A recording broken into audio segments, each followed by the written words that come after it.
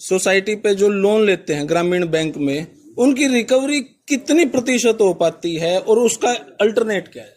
देखो, ये तो आपको भी पता है कि रिकवरी बहुत कम होती है जी। और सरकार जब डिफाल्टर हो जाते हैं तो समय समय पर ओटीएस स्कीम लेके आती है। तो मिनी बैंक में देख लिया, सोसाइटीज में देख लिया, सारे ही आउटसोर्सिंग पे बैठे हैं, जो सारे ही सरकारी कर्मचारी कोई देखने को बहुत रेयर है। के काम के हिसाब से मतलब पहले डीसी रेट कह सकते हैं उसको, और अब आउटसोर्स पर ही लगा सकते हैं according to need of work. मतलब अगर उनका काम है और स्टाफ कम है तो वो अपना स्टाफ लगा लेते हैं। मिल्क सोसाइटी की अगर हम बात करें तो खबर यूं भी चला है कि भाई अगर एक सोसाइटी में 50 लीटर दूध आ गया, 5 लीटर काट के उसमें तो 5 लीटर पानी मिला के भी अगर काम करेगा। जब भी इस तरह की कोई शिकायत मिलती है तो हमारा डिपार्टमेंट इस पर कार्रवाई करता है।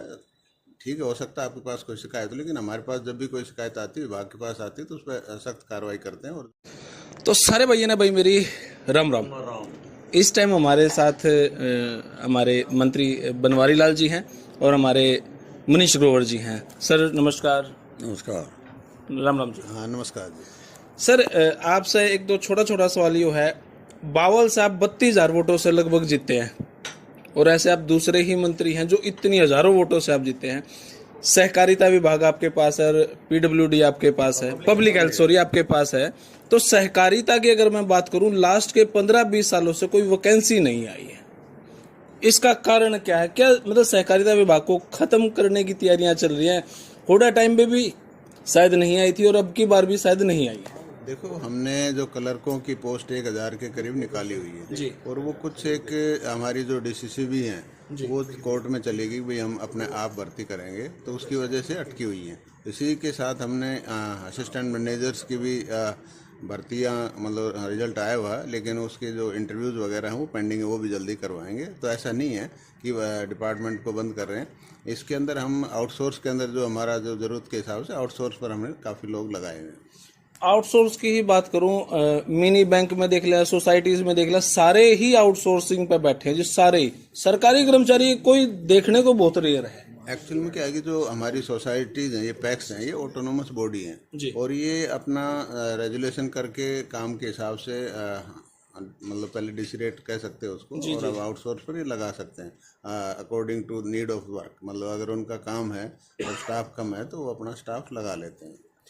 नेताजी, मिल्क सोसाइटी की अगर हम बात करें तो खबर यूं भी चला है कि भाई अगर एक सोसाइटी में 50 लीटर दूध आ गया, 5 लीटर काट के उसमें तो 5 लीटर पानी मिला के भी अगर काम करेगा तो जो चीज तैयार होगी वह कम होगी, सोसाइटी को, सरकार को ही नुकसान है।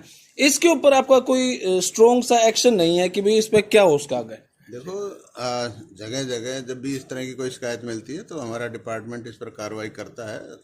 ठीक है, हो सकता है आपके पास कोई शिकायत हो, लेकिन हमारे पास जब भी कोई शिकायत आती है, विभाग के पास आती है, तो उस पर सख्त कार्रवाई करते हैं और जो भी एक्शन लेना होता है वो लेते हैं। आज तक कितनी शिकायत आई होंगी जी जो एक्शन लिया हुआ? एग्जैक्ट तो मेरे को नहीं पता इस टाइम, लेकिन जब भी कोई शिकायत आती है विभाग कार्रवाई करता है। अच्छा सर, जो सोसाइटीज बनती हैं, मतलब उसमें सरकार का उद्देश्य ये है कि भाई इसमें ज्यादा से ज्यादा लोगों को काम धंधा मिले, लेकिन जितनी सोसाइटी है, बस की सोसाइटी है, कोई भी सोसाइटी है, एक आदमी अपने परिवार के 8-10 आदमी ने इकट्ठा कर सोसाइटी में लगा ले है, तो वो जो रोजगार की जो एक सीमा है उस पर कोई स्ट्रॉन्ग एक्शन नहीं लिया जाता। भाई 10 आदमी अलग अलग हों, अलग अलग परिवारों के, अलग अलग जातियों के हों, ताकि वो काम धंधा सब में बटे। देखो, है तो ऐसा ही, कोऑपरेशन का मतलब यह है कि सहयोग से, और सभी लोग मिलकर के कोई सोसाइटी बनाते हैं और उसको आगे बढ़ाते हैं। और जहाँ तक आप कह रहे हो कि एक ही परिवार के सब लोग मिल जाते हैं जी, ये तो वैसे गलत है, लेकिन सबको, समाज के हर वर्ग के लोग को साथ लेकर सोसाइटी बनानी चाहिए।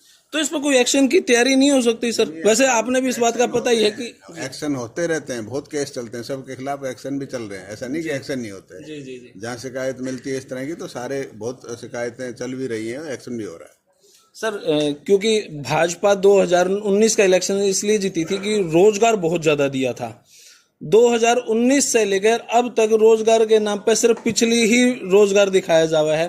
भाई रोजगार देने लग रहे हैं, पर्ची खर्ची नहीं है, लेकिन सहकारिता विभाग में इतनी सारी सोसाइटीज हैं, एक एक गांव में 4-4, 5-5 भी हैं, लेकिन इतना रोजगार नहीं है जितनी बड़ी सोसाइटी है।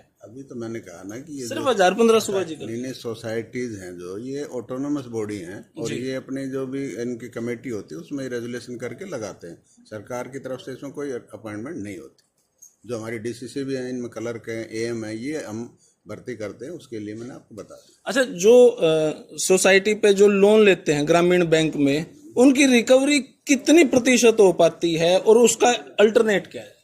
देखो, ये तो आपको भी पता है कि रिकवरी बहुत कम होती है जी। और सरकार जब डिफाल्टर हो जाते हैं तो समय समय पर ओटीएस स्कीम लेके आती है, तो किसान को लाभ देने के लिए वे भी ब्याज माफ़ करती है, उनकी पेनल्टी माफ़ करती है, ताकि वो नए सिरे से काम कर सकें। किसानों के हित में सरकार करती है कि भाई किसान डिफाल्टर ना हो। बहुत बहुत शुक्रिया। तो भाई ये इंटरव्यू कैसा लगा कमेंट बॉक्स में रहते। तब तक के लिए धन्यवाद। जय हिंद, भारत माता की जय।